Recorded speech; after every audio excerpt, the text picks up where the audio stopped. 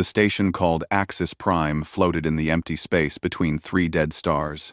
It was the largest structure ever built by the Galactic Council, a spinning wheel of metal and glass that could hold millions of beings from 1,000 different worlds. Once every 100 years, the Council gathered here to discuss the future of the galaxy. This year, for the first time in history, humans were invited to attend. Park Do-hyun stood at the viewport of the human shuttle and watched the station grow larger. He was a tall man with gray hair and calm eyes that never seemed to show what he was thinking. As Secretary General of the United Earth Federation, he had spent 30 years dealing with alien species who looked down on humanity. He had learned to keep his face empty and his thoughts hidden. "They're scanning us again," said Kim Yuna from behind him. She was Earth's chief diplomat, a woman with sharp features and sharper words. "That's the 4th time since we entered the system. Let them scan," Do-hyun said quietly. "They won't find anything they don't expect." The shuttle carried 12 humans in total. Besides Do-hyun and Yuna, there was Admiral Lee Ji-won, commander of Earth's First Fleet, who sat straight and silent in her uniform. Choi Min-ji, the head of Earth's scientific division, was reviewing data on her tablet with the focus of someone who lived more in numbers than in words. Han Sung-ho, the intelligence director, appeared to be sleeping, but Do-hyun knew better. Sung-ho was always listening.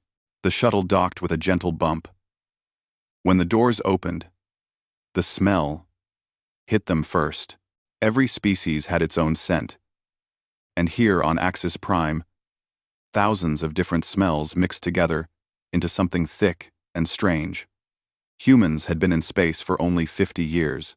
They were still getting used to it. A group of aliens waited for them in the docking bay. Most of them were tall and thin, with blue skin and 4 arms. These were the Valori, one of the founding species of the Council. They did not smile. Their kind never did. "Welcome to Axis Prime," said the lead Valori, in a flat voice. "You will follow us to your quarters. You will remain there until you are called. You will not speak to other delegations without permission. You will not enter restricted areas. You will obey all Council rules. Is this understood?" "Readings. We will not enter reader."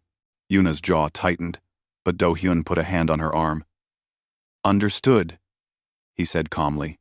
They were led through long hallways filled with aliens of every shape and size. Some walked on 2 legs, some on 4, some on none at all. They floated or crawled or slithered past the humans, and almost all of them stopped to stare. Do-hyun heard whispers in languages his translator could not catch. He did not need a translation to understand the tone. Curiosity, disgust, fear. The human quarters were small and plain, located in the oldest part of the station. The furniture was designed for species with different bodies, and the air recyclers hummed too loud. It was clear they had been given the worst rooms available. "Charming," Yuna said, looking around. They really rolled out the welcome mat. "Charming. It's a message," Admiral Lee said. She was a woman of few words, but the words she chose were always correct. "They want us to know our place." Do-hyun nodded. "Then we understand each other." That evening, they were summoned to a reception hall. High Chancellor Vorath himself would greet them. Vorath was the leader of the Galactic Council, a being so old that no one knew his true age. His species, the Keth, lived for thousands of years and believed this made them wiser than everyone else. The reception hall was vast, filled with floating lights and alien music that hurt human ears. Hundreds of delegates mingled and talked, but a space cleared around the humans as they entered. No one wanted to stand too close. Vorath approached them slowly. He was shorter than Do-hyun expected, with wrinkled gray skin and eyes that were completely black. When he spoke, his voice was soft, but carried clearly through the hall. "Ah, the humans," Vorath said. "How good of you to come. I trust your journey was comfortable?" "Very comfortable, High Chancellor," Do-hyun replied. "We are honored by your invitation." "Indeed." Vorath's black eyes studied him. You understand, of course, that your status here is provisional. You may observe the proceedings, but you may not speak unless a council member addresses you directly. We have found that younger species often misunderstand the complexity of galactic politics. I am sure you will learn much by watching. Yuna's smile was sharp enough to cut glass. We are always eager to learn. High Chancellor. Vorath's gaze moved to her, and something flickered in those black eyes. Then he turned and walked away without another word. Later that night, a different alien approached their group. His name was Telmis, a council representative from a species called the Hegemony. He had smooth green skin and a mouth full of small, sharp teeth that showed when he smiled. He smiled a lot. Secretary General, Telmis said warmly. A pleasure to meet you at last. I have followed Earth's progress with great interest. Truly remarkable. What your species has achieved in such a short time. Thank you, Do-hyun said carefully. Telmis was known as one of the most dangerous politicians in the galaxy. His compliments were never free. I wonder if we might speak privately. Telmis continued. I have a proposal that I believe will benefit both our peoples. They moved to a quiet corner of the hall. Telmis kept smiling as he explained. The council, he said, was prepared to offer Earth full membership, complete voting rights, a seat at the table. All Earth had to do was agree to some simple conditions. They would reduce their military fleet by 70%. They would allow council inspectors on all human worlds. They would submit all new technology for council approval before use. For your own protection, of course, Telmis added. The galaxy can be dangerous for a young species. We only want to help you. Yuna listened without expression. When Telmis finished, she nodded slowly. This is a generous offer. We will need time to consider it. Of course, of course. Telmis showed all his teeth. But do not take too long. Opportunities like this are rare. When he was gone, Yuna turned to Do-hyun. Her eyes were cold. They want to defang us, she said quietly. Cut our fleet, control our technology, put their people on our worlds. They're not offering membership. They're offering a leash. Do-hyun did not reply. He was looking across the hall at Vorath, who stood surrounded by other council leaders. The High Chancellor was watching him too. They're afraid of us. Yuna continued. That's what this is. They've seen how fast we grow, how quickly we adapt. They want to stop us before we become too strong. That night, Han Sung-ho came to Do-hyun's quarters with a data chip. His team had intercepted council communications. The chip contained years of evidence. Blocked trade routes. Denied mining rights. Propaganda spread to other species about human aggression and danger. The council had been quietly working against Earth from the beginning. Do-hyun looked at the evidence for a long time. When he finally spoke, his voice was soft but steady. They should have made us equals when they had the chance, he said. They made a mistake. Sung-ho waited, but Do-hyun said nothing more. He simply stared out the viewport at the stars, his face as calm and unreadable as ever. But something had changed behind his eyes. Something had been decided. Outside, the galaxy turned slowly on, unaware that everything was about to change. The great chamber of the Galactic Council was shaped like a bowl, with thousands of seats rising up toward a ceiling that showed the stars themselves. Every species in the known galaxy had a place here. The oldest and most powerful sat at the bottom, closest to the central platform where speakers addressed the assembly. The humans sat near the top, in the shadows, almost invisible. Park Do-hyun looked down at the gathered aliens and felt the weight of what was coming. 300 years of galactic civilization sat below him. 300 years of politics and alliances and carefully balanced power. And he was about to throw a stone into the middle of it. The first day of the summit began with small matters. Trade disputes between minor species, border adjustments, Resource allocations. The humans watched and said nothing. They had not been given permission to speak. On the second day, things changed. High Chancellor Vorath rose to the central platform, and the chamber fell silent. His black eyes swept across the assembly, and when he spoke, his soft voice filled every corner of the vast room.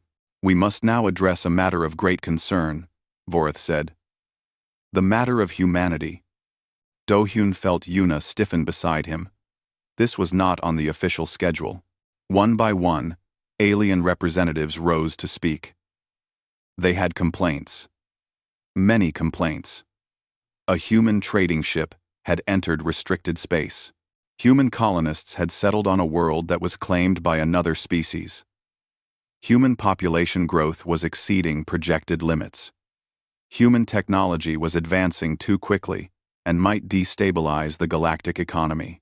Each complaint was small by itself, but together they painted a picture.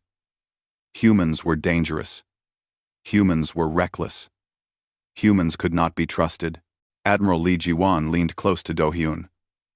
"This was planned," she whispered. "They coordinated this. Every speaker, every complaint." Do-hyun nodded slightly. He had expected something like this. But even he was surprised by how far they were willing to go. Vorath let the complaints continue for hours.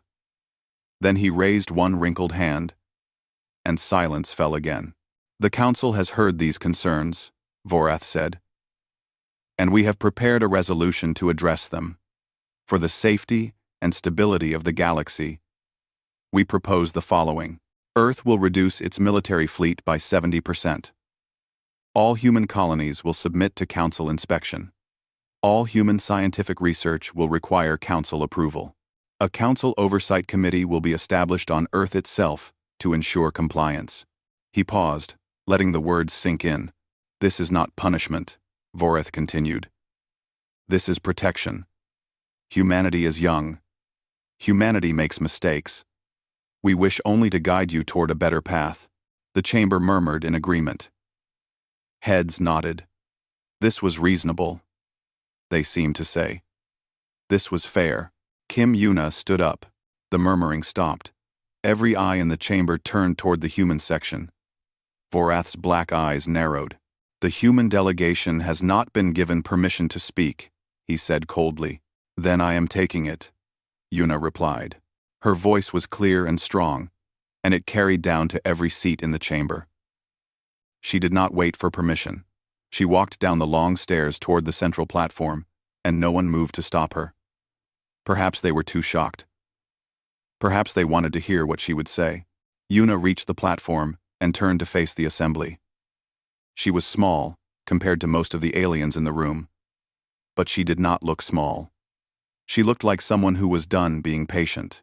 "You say humans are dangerous," she began. "You say we cannot be trusted. Let me tell you what I find dangerous. I find it dangerous that Earth has been a provisional member of this council for 30 years and has never once been granted full voting rights. I find it dangerous that human trade ships are turned away from ports, while ships from other species pass freely. I find it dangerous that our colonies are denied resources that are given without question to others." She paused, looking around the chamber. "You speak of human aggression. But in 30 years, Earth has not started a single war. Can everyone in this chamber say the same? You speak of human expansion, but our population grows because we do not murder our own children to control numbers, as some species here do. You speak of human technology advancing too quickly, but we do not steal technology from others. We create it ourselves. Is that a crime now?" The chamber was completely silent. "I have the records," Yuna continued. "Exposed communications. Secret agreements. For 30 years, the Council has been working against humanity, blocking our trade, spreading lies about us to other species, limiting our growth at every turn. And now you come to us with this resolution and call it protection?" She shook her head slowly. "This is not protection. This is a cage, and we will not step into it." She turned and walked back up the stairs to her seat. No one said a word. That night, a young alien came to the human quarters. His name was Rin, and he was a scholar from a species that had been conquered by the hegemony generations ago. He asked to speak with Choi Minji, the human scientist. They talked for hours. Rin was nervous, but honest. He told Minji things that were not supposed to be shared with humans. The council did not just fear human growth, he said. They feared human creativity, human adaptability. In 1 century, humans had advanced further than most species did in 10. They solved problems in ways no one expected. They refused to accept limits. They will never let you be equals, Rin said. They will keep you down until you are no longer a threat. Or they will destroy you. There is no other way for them. Minji thanked him and brought his words to Do-hyun. The human delegation met in Do-hyun's quarters. Outside, the stars burned cold and distant. Inside, 5 people decided the fate of their species. We have 3 options, Do-hyun said. We can submit to their resolution. We can fight, or we can leave. Die. Die. Die. Fighting would be costly, Admiral Lee said. We could hurt them badly, but they would destroy us in the end. We are too few, and submitting is not an option, Yuna said flatly. Han Sung-ho spoke for the first time. There might be a 4th option. Everyone looked at Minji. She had been quiet all night, but now she took a deep breath and explained. For years, she had been working on a theoretical project. A way to access another dimensional plane, another universe, empty and untouched. The technology was almost ready. It had never been tested, but it could work. We could leave, Minji said. Not just leave the council. Leave this universe entirely. Take Earth and all our colonies with us. The room was silent for a long moment. Can it be done? Do-hyun asked. Minji met his eyes. I believe it can. Do-hyun turned to the viewport. He stood there for a long time, looking at the stars that humanity had dreamed about for thousands of years. Then, he turned back to his team. I will address the council tomorrow, he said. I will give them our answer. The next morning, Park Do-hyun requested permission to speak. This time, Vorath granted it. Perhaps the High Chancellor thought the humans had realized their mistake. Perhaps he expected an apology. Do-hyun walked to the central platform and looked up at the thousands of faces watching him. Alien faces. Suspicious faces.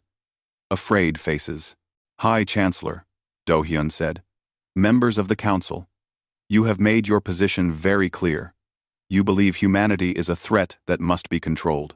You believe we are too young, too reckless, too dangerous to be treated as equals. He paused.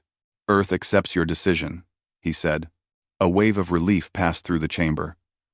Vorath's wrinkled face relaxed slightly, and we have made our own decision. Do-hyun continued.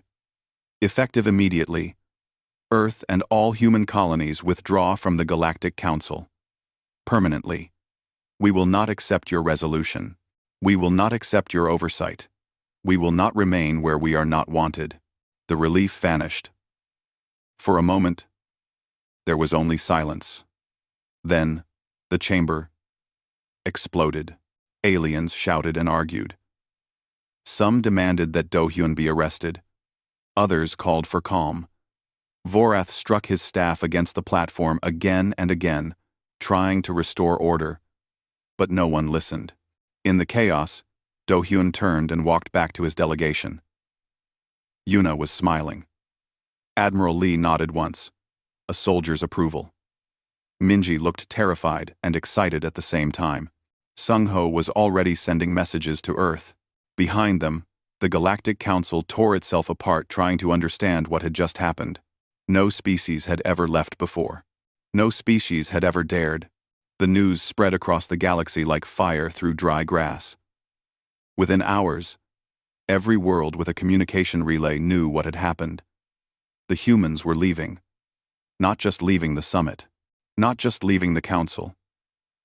Leaving Entirely. No one knew what that meant, but everyone was afraid to find out. On Axis Prime, chaos ruled. High Chancellor Vorath called emergency session after emergency session, but nothing was decided. Some council members demanded that the humans be stopped by force. Others warned that attacking Earth would unite humanity against them and make everything worse. A few quietly admitted that perhaps the council had pushed too hard, too fast. They were shouted down. Vorath himself went to the human quarters. Park Do-hyun received him politely, as if the High Chancellor was any other visitor. This made Vorath angrier than anything else. "You must reconsider," Vorath said. His soft voice had an edge now, something that might have been desperation. "This is rash. This is emotional.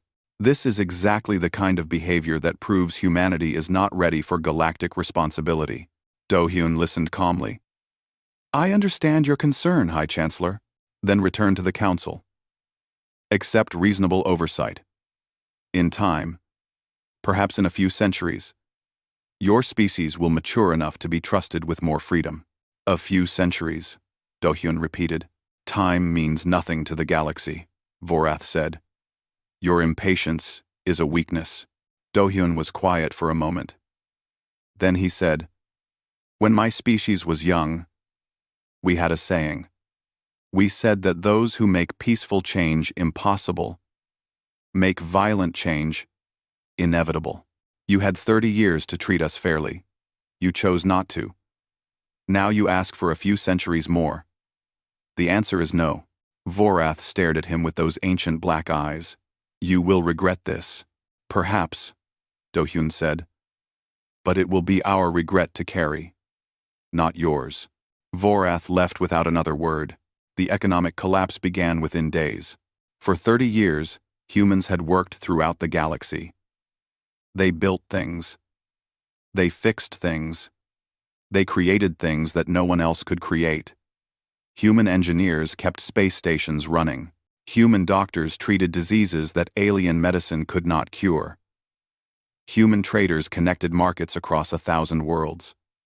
No one had realized how much they depended on humans until the humans started to leave. Earth sent the recall order, and humans everywhere packed their bags. They closed their shops and their clinics and their workshops. They said goodbye to alien friends and neighbors, if they had any. Most did not. Most had been treated as outsiders, as lesser beings, for their entire lives. They were not sad to go. On the trading world of Nexus 5, the human marketplace closed in a single day. The next morning, alien merchants arrived to find empty stalls and locked doors. Within a week, prices for basic goods had doubled.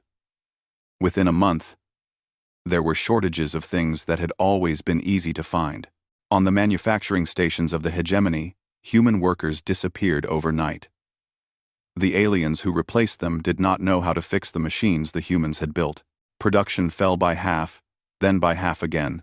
On 100 worlds, it was the same story. The humans left, and things stopped working. Things stopped making sense. The galaxy had built itself around human labor and human innovation without ever admitting it. And now it was paying the price. Telmus, the smooth-talking representative of the hegemony, was no longer smiling. His own government was blaming him for the crisis. He had been the one to offer Earth the insulting deal. He had been the one to push for the resolution. Now his career was in ruins, and he could not understand how it had happened so fast. He tried to contact Kim Yuna to negotiate, to offer better terms. She did not respond to his messages. While the galaxy panicked, the humans prepared. On Earth, Choi Minji worked without sleep. Her dimensional shift technology had been theoretical for years. Now it needed to be real in weeks. She led a team of 10,000 scientists and engineers, all of them racing against time. The math was solid. The physics was sound. But no one had ever tried to move an entire planet before. The plan was simple in concept and terrifying in practice. Earth would generate a field that would push the planet and everything on it into another dimensional plane. The same technology would be installed on all 47 human colony worlds. At the same moment, they would all shift together, leaving normal space behind. It would work, Minji believed. It had to work.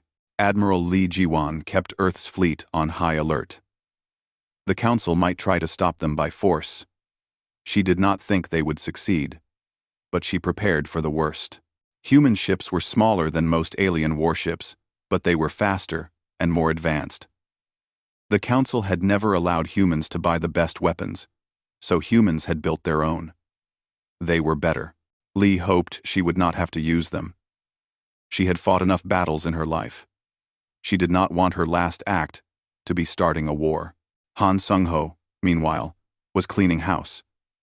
Every piece of human intelligence in Council space was being deleted or destroyed. Every spy was being recalled. Every secret was being buried. When the humans left, they would leave no traces behind. The Council would have nothing, but they were also leaving some things behind. Rin, the young alien scholar, came to the human delegation again. This time, he did not come alone. Behind him were others. Hundreds of them, from dozens of different species. They were refugees, all of them from worlds that had been conquered or oppressed by the Council's most powerful members. They had nowhere else to go. "Please," Rin said. "Take us with you. We have seen how the Council treats those who are different. We have seen how they treat you. We do not want to stay here anymore." Do-hyun looked at the crowd of aliens. They were afraid. They were hopeful. They were trusting humans with their lives. "Anyone who wishes to come is welcome," Do-hyun said. "You will be treated as equals. I give you my word." Rin's eyes filled with tears. He bowed his head and could not speak. The final days approached. The dimensional anchors were installed on Earth and every human colony. Minji ran test after test, checking every calculation, every connection. The technology was ready. The people were ready. There was nothing left to do but go. Kim Yuna asked to make one final broadcast to the galaxy. Do-hyun agreed. She stood in front of a camera, alone, and spoke directly to every world that was watching. "This is Kim Yuna. Speaking on behalf of the United Earth Federation," she began. "In a few hours, humanity will leave this universe. We will not be coming back." She paused, letting the words settle. "For 30 years, we tried to be part of your community. We followed your rules. We respected your customs. We asked only to be treated fairly. You refused. You called us dangerous. You called us primitive. You called us a threat. You tried to cage us. And when we would not be caged, you acted surprised." Her voice hardened. "You wanted us gone. You wanted to be rid of the humans who made you uncomfortable, who grew too fast, who refused to know their place. Congratulations. You are about to get your wish." She looked directly into the camera. "We are leaving. And we are taking with us everyone who was smart enough to see what you really are. Every refugee. Every outcast. Every species you conquered and crushed and forgot about. They are coming with us. They will be free. They will be equal. They will be everything you never let them be." She allowed herself a small, cold smile. "Try not to miss us too much." The broadcast ended. Across the galaxy, billions of beings watched their screens in silence. Some were angry. Some were afraid. Some, quietly, in places where no one could see them, were sorry. But it was too late to be sorry now. The countdown began. The sky above Earth changed color. It started slowly, a shimmer at the edge of the atmosphere, like heat rising from summer pavement. Then the shimmer spread, covering the whole planet in a shell of light that pulsed and shifted through colors that had no names. Blue and gold, and something beyond violet, something the human eye could barely see. It was beautiful. It was terrifying. Park Do-hyun stood in the command center in Seoul and watched the readings on the screens. 47 worlds, 12 billion humans, over 100,000 alien refugees, all of them connected by the dimensional anchors. all of them waiting for the same moment. Choi Minji was at her station, her hands steady even though her heart was racing. She had checked everything 1,000 times. The math was right. The physics was right. But this had never been done before. She was about to find out if her life's work was genius or madness. "All stations report ready," she said. Her voice was calm. Only Do-hyun could see the fear in her eyes. Admiral Lee Ji-won monitored the military channels. The Council had sent a fleet to Earth's system, but they were holding position at the edge. They did not attack. Perhaps they thought it was a bluff. Perhaps they were afraid of what would happen if they tried to stop it. Or perhaps they simply wanted to watch. Han Sung-ho finished his final task. Every piece of human intelligence in the old universe was now gone. Deleted, burned, or buried so deep that no one would ever find it. 30 years of secrets vanished in a moment. He felt lighter than he had in years. Kim Yuna stood at the window, looking up at the changing sky. She had been angry for so long. Angry at the Council, at the aliens who looked down on her people, at a galaxy that refused to see humans as equals. Now the anger was fading, and something else was taking its place. Sadness, maybe, or just exhaustion. They had fought so hard. And now, they were leaving everything behind. A communication came through. It was Telmus, the hegemony representative, making one last attempt. "Secretary General," Telmus said. His voice was not smooth anymore. It was desperate. "Please, let us talk. The Council is prepared to offer new terms. Full membership. Immediate voting rights. We will withdraw the resolution entirely. Just stop this." Do-hyun looked at the screen. He saw an alien who was afraid of losing power, afraid of losing comfort, afraid of a future without humans to depend on. "The time for that offer was before you treated us like animals," Do-hyun said. "The answer is no." Do-hyun said. He cut the connection. On 100 worlds, aliens watched their screens and waited. Many had gathered in public places to see what would happen. They did not understand the technology. They did not believe the humans could really do it. But they watched anyway. Because what else could they do? On Axis Prime, High Chancellor Vorath sat alone in his chambers.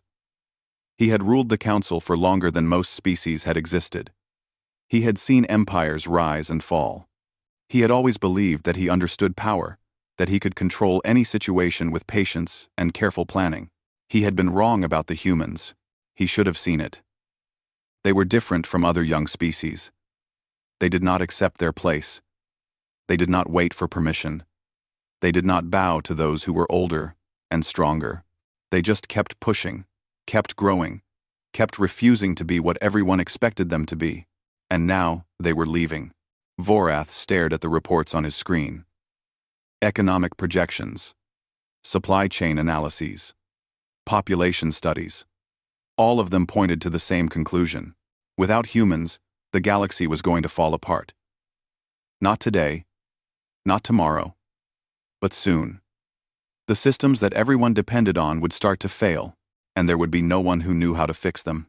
For the first time in his ancient life, Vorath felt something he did not recognize. It was fear. On Earth, the countdown reached its final minutes. Rin stood with the other refugees in a large hall that had been prepared for them. Humans moved among them, checking that everyone was secure, answering questions, offering reassurance. They were kind. They were patient. They treated the refugees like people, not like problems to be managed. Rin had never seen anything like it. He thought about his own world, conquered by the hegemony before he was born. He thought about his people, scattered across the galaxy, always treated as servants and inferiors. He had spent his whole life being told that this was the way things were, that it could not be changed. The humans had changed it. A human woman stopped beside him. She was young, probably born after Earth had joined the Council. She smiled at him. "Are you scared?" she asked. Rin nodded. He was terrified. Me too, she said. But I think it's going to be okay. I think this is the start of something good. She moved on to check on others. Rin watched her go, and he realized that he believed her. The final minute arrived. In the command center, Do-hyun looked at his team. Minji, at her station, ready to give the order. Lee Ji-won, standing straight in her uniform. A soldier. To the end. Sung-ho, quiet and watchful, as always. Yuna at the window, her reflection ghost-like against the shimmering sky. They had worked together for decades. They had fought together, argued together, sacrificed together. And now, they were about to step into the unknown together. Any regrets? Do-hyun asked. Minji shook her head. Only that we didn't do this sooner. Lee smiled, which was rare. No regrets. Sung-ho just nodded once. Yuna turned from the window. Let's get out of here, she said. Do-hyun looked at Minji. Begin. Recessed. Minji's hands moved across her console. Across Earth and 47 other worlds, the dimensional anchors activated. The shimmer in the sky grew brighter, stronger, until it was blinding. The ground trembled. The air hummed with a sound that was felt more than heard. And then, quietly, gently, Earth began to fade. Sensors across the galaxy went wild. Ships in Earth's system reported that the planet was becoming translucent, like a ghost, like a dream. The moon faded with it. The orbital stations faded. Everything human was disappearing. On Axis Prime, Vorath watched the reports and said nothing. On Nexus 5, merchants stared at their screens and felt the future slipping away. On 1,000 worlds, beings of every shape and size watched humanity vanish and finally understood what they had lost. The shift took less than a minute. One moment Earth was there, blue and green and alive. The next moment there was only empty space, cold, silent, dark. The humans were gone. The refugees were gone. The galaxy was alone. In the command center, the light faded, and Do-hyun opened his eyes. The screens still worked. The air still flowed. Outside the window, there was a sky full of stars. But they were different stars. New stars. Stars that no one had ever seen before. Minji checked her readings. The shift is complete, she said. Her voice was shaking. We're here. We made it. For a moment. No one spoke. Then Yuna laughed. It was a strange sound, half joy and half relief, and it broke the silence like a hammer. Sung-ho smiled. Lee Ji-won let out a breath. She seemed to have been holding for years. Do-hyun looked out at the new universe. Empty, untouched, waiting. This is ours now, he said. Let's do better this time. Behind them, the old galaxy continued to turn, emptier and quieter than before, and in the place where Earth had been, there was only the void, and the silence, and the slow understanding of everything that had been lost. 5 years passed. In the new universe, humanity built. They started with the basics. Communication networks linking all 47 worlds, trade routes between the colonies, resource surveys of nearby systems. There was so much work to do, and the humans did it with an energy that surprised even themselves. They were free now. Free to grow without permission. Free to create without oversight. Free to become whatever they wanted to be. The new stars were strange and beautiful. Some burned colors that had never been seen before. Some had planets that defied the old rules of physics. Minji spent her days studying them, cataloging wonders that made her previous work seem small. She had given humanity a new home. Now, she was giving them a new science. The refugees adapted. It was not easy. They came from dozens of different species, with different needs and different customs. But the humans made room for all of them. Schools taught alien children alongside human children. Hospitals learned to treat alien bodies. Cities were designed with different atmospheres for different lungs. Rin became a bridge between the groups. He learned human languages and human history. He taught humans about the species they had saved. He wrote constantly, recording everything he saw, because he knew that what was happening here was important. It was something new. Back in the old universe, things were falling apart. The economic collapse that had begun when the humans left only got worse. Supply chains broke down. Factories closed. Worlds that had depended on human goods and services found themselves with nothing. The wealth that had built up over centuries began to drain away. Wars broke out. Small ones at first, border disputes and resource conflicts. Then larger ones. The hegemony attacked its neighbors, trying to take by force what it could no longer get through trade. The Valori closed their borders and let no one in. The council fractured into factions that blamed each other for the disaster. High Chancellor Vorath was removed from power. His own people turned against him, calling him a fool who had driven away the only species that could have saved them.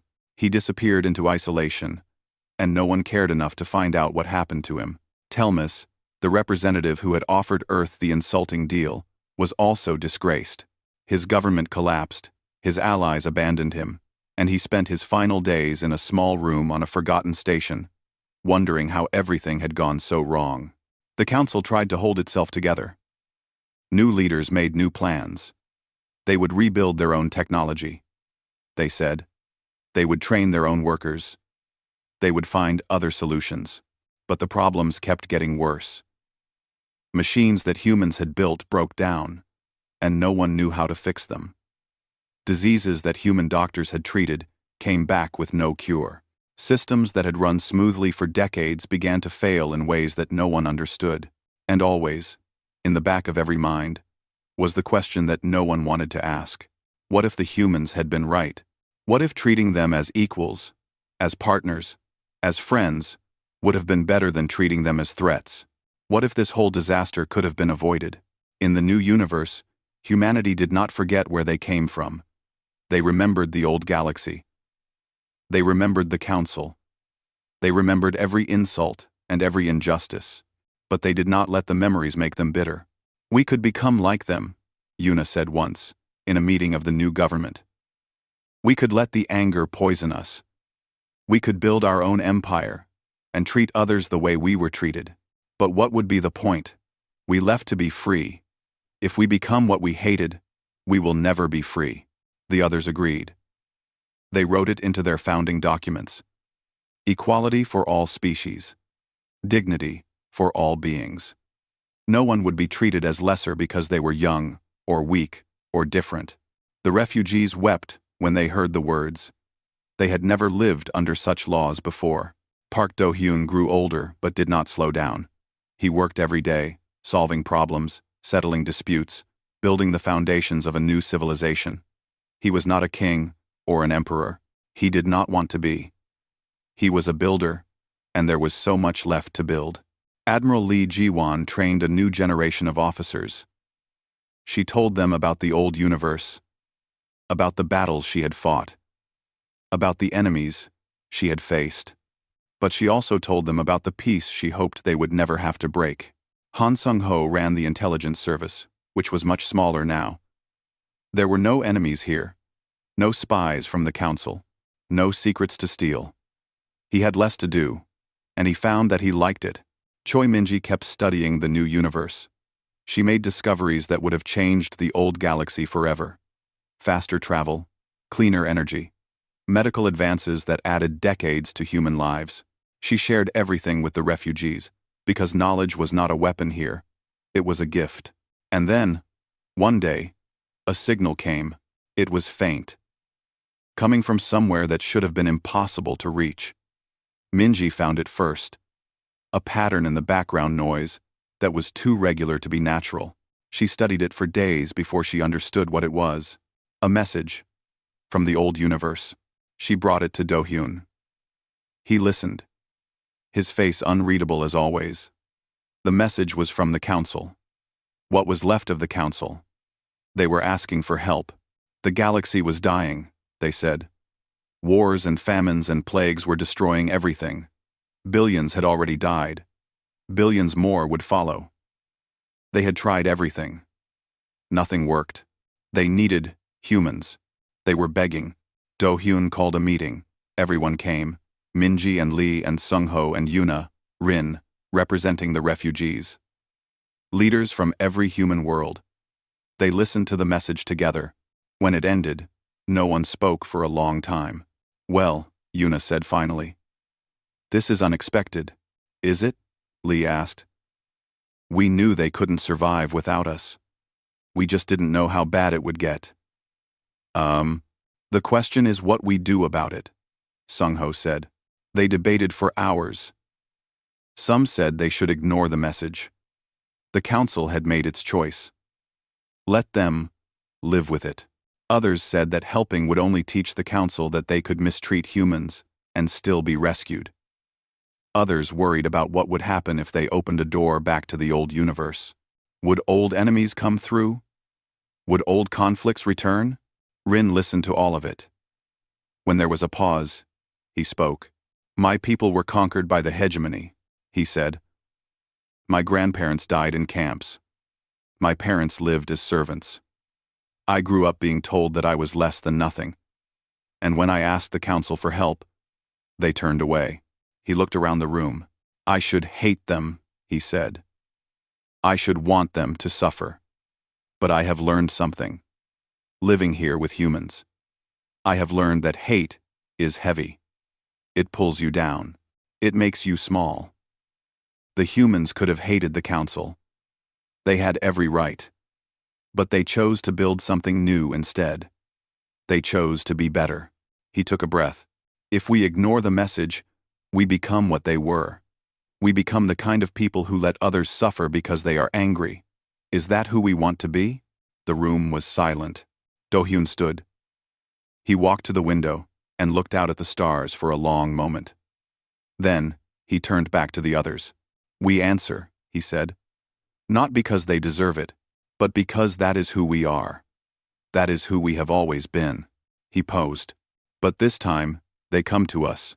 On our terms, as equals, or not at all." The others nodded.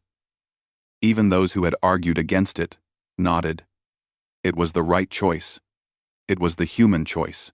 Years later, Rin finished his great work. It was a history of everything that had happened. The council's arrogance, humanity's departure, the collapse of the old galaxy, the building of the new one. The message that brought them back together.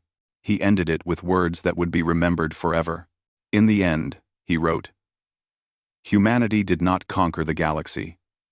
They did something far more terrifying. They made the galaxy realize it could not survive without them. And then, when the galaxy finally understood, when it finally asked for help, humanity did not turn away. They reached out their hand. They offered a second chance. Because that is what humans do. They build. They grow. They forgive. And they never, ever give up." He put down his pen and looked out at the stars, both old and new, both full of promise, both finally, after all this time, at peace.